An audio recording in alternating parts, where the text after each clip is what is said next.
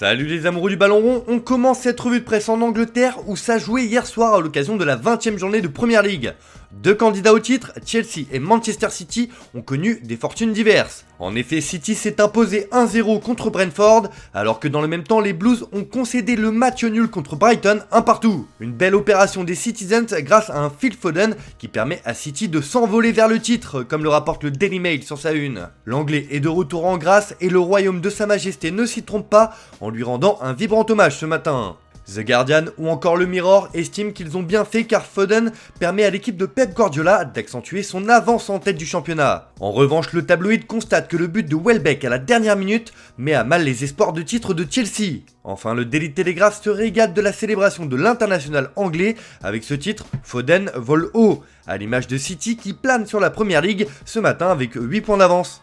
On file en Espagne où au contraire ce n'est pas la joie, loin de là. Le championnat et beaucoup d'équipes de Liga sont largement touchées par le Covid ces derniers temps, notamment le FC Barcelone qui compte 7 cas positifs au sein de son effectif, un véritable cluster. Pour As, c'est l'alerte au Covid, le Barça devra donc se passer de 7 joueurs pour le match face à Majorque. L'entraîneur Blaugrana n'a que 10 joueurs de l'équipe première à disposition, même chose au Real Madrid où Courtois, Camavinga, Valverde et Vinicius sont infectés. Pour Sport, le Covid brise le Barça. Enfin, le constat est le même sur la une de Marca qui estime que le virus n'épargne personne. Car oui, comme le relaye super déporté, Valence n'y échappe pas non plus avec plusieurs cas positifs au sein de son effectif. C'est toute l'Espagne qui tremble.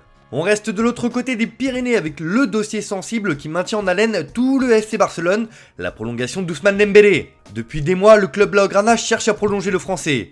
Hier avait lieu une réunion au sommet pour boucler l'accord, mais comme l'indique Mundo Deportivo sur sa une, ça se complique sérieusement pour une prolongation. Même chose en une de Sport qui évoque un mauvais sentiment lors de la réunion entre la direction, le joueur et ses représentants. En effet, hier soir, nous vous révélions en exclusivité sur notre site les demandes totalement surréalistes de Dembélé et de son clan à la direction Blaugrana. Un accord était possible entre les deux parties seulement et seulement si le joueur obtenait 40 millions d'euros bruts annuels. En Espagne, il faut environ diviser par 2 pour obtenir le net, ainsi qu'une prime à la signature de 40 millions d'euros.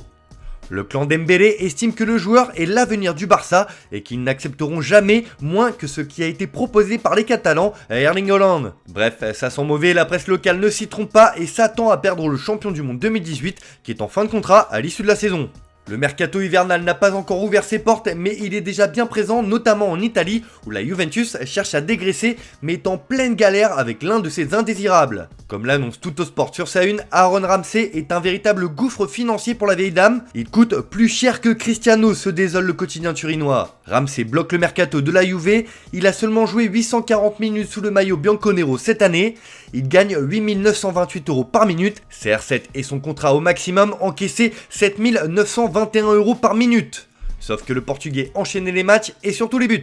Le mercato de la Juve, on en parle aussi sur la une du Corriere dello Sport qui rapporte que les bianconeri veulent vendre 6 joueurs pour alléger leur compte, dont Rabiot, Arthur et Kulusevski. Le mercato de l'autre côté des Alpes, il en est aussi question sur la une de la Gazzetta dello Sport qui annonce que l'Inter va tout chambouler et que le Nerazzurri déclenche. C'est simple, ça va bouger dans tous les sens chez les champions en titre car le contrat d'Inzaghi court jusqu'en 2024, il y a les prolongations de Marotta ainsi qu'Ozilio. Brozovic est enfin sécurisé, le club milanais donne son feu vert pour Dean, Ginter et Scamacca.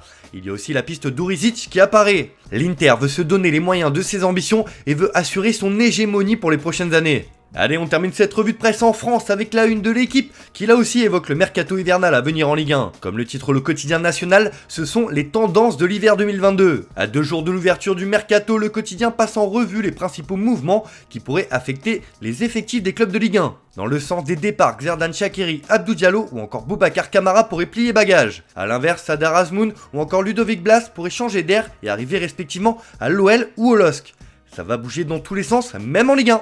Voilà, c'est tout pour ce matin, merci de votre fidélité, on se retrouve en fin d'après-midi pour le dernier JT Foot Mercato de l'année.